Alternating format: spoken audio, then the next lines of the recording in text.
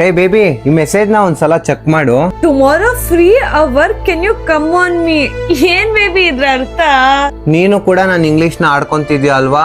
ನಮ್ಮ ಆಫೀಸಲ್ಲೂ ಹಿಂಗೆ ಎಲ್ರು ನನ್ನ ಆಡ್ಕೊಂತಾರೆ, ನೀನು ಹಂಗೆ ಆಗ್ಬಿಟ್ಟಿದ್ಯಾ. ಸಾರಿ ಏನಾಯ್ತು? ನಾನು ಇಂಗ್ಲಿಷು ತುಂಬಾ ಕೆಟ್ಟದಾಗಿರೋದ್ರಿಂದ ನಾನು ಎಷ್ಟೇ ಚೆನ್ನಾಗಿ ಕೆಲಸ ಮಾಡಿದ್ರು ನಮ್ಮ ಬಾಸು ನನ್ನ ಕೆಲಸನ ರೆಕಾಗ್ನೈಸ್ ಮಾಡ್ತಾ ಇಲ್ಲ.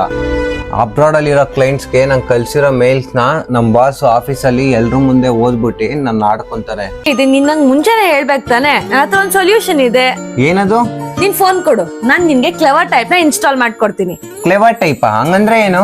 Clever type AI keyboard. ನಿನ್ ತರ ಇಂಗ್ಲಿಷ್ ಅಲ್ಲಿ ಸ್ಟ್ರಗಲ್ ಮಾಡೋ ಎಲ್ಲರಿಗೂ ಈ ಆಪ್ ತುಂಬಾ ಯೂಸ್ಫುಲ್.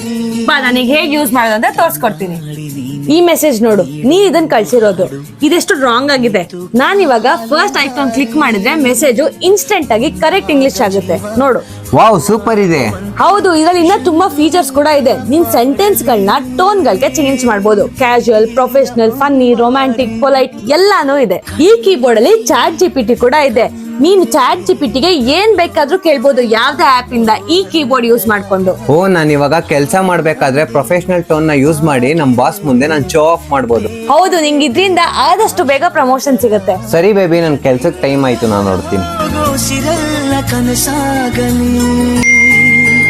ಈ ಪ್ರೀತಿ ಜೊತೆಯಲ್ಲಿ ಒಂದೊಂದು ನನಸ